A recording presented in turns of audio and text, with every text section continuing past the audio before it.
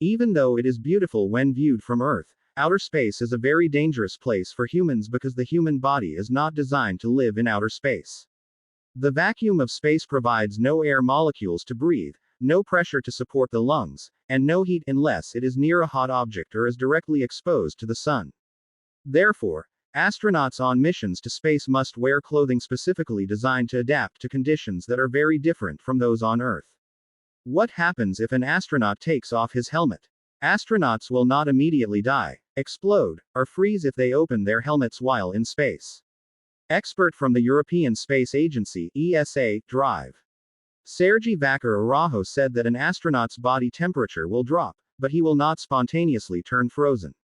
Based on animal experiments and several incidents in the vacuum of space, astronauts who remove their helmets may remain conscious for up to 12 seconds and survive repressurization in 2 minutes or less, while facing a greater risk of permanent damage. The function of a spacesuit is not only to supply oxygen to space explorers but also to maintain sufficient body pressure to maintain breathing and other body functions. Once this function is lost, of course, there is a big risk that threatens. So, here's what will happen. An astronaut's face that is not protected by a helmet will immediately experience sunburn due to the high ultraviolet radiation from unfiltered sunlight. Another thing that is also very dangerous is that their lungs will expand like balloons and explode, so they have to keep exhaling.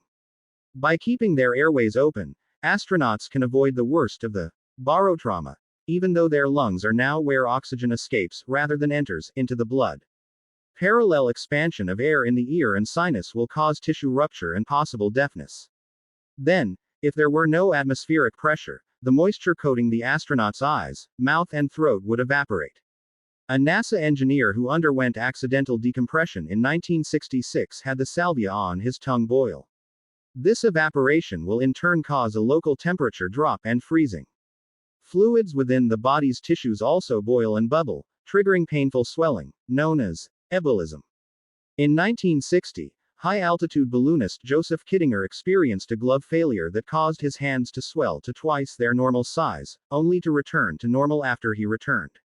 Other body fluids will then come out through lacrimation, crying, profuse salivation, urination, vomiting and defecation.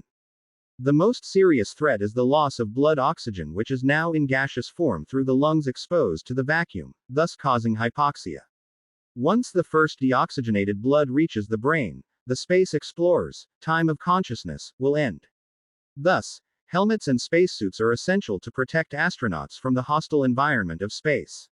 Currently, spacesuits are constantly being updated, both for future Artemis moon missions and for other space travel.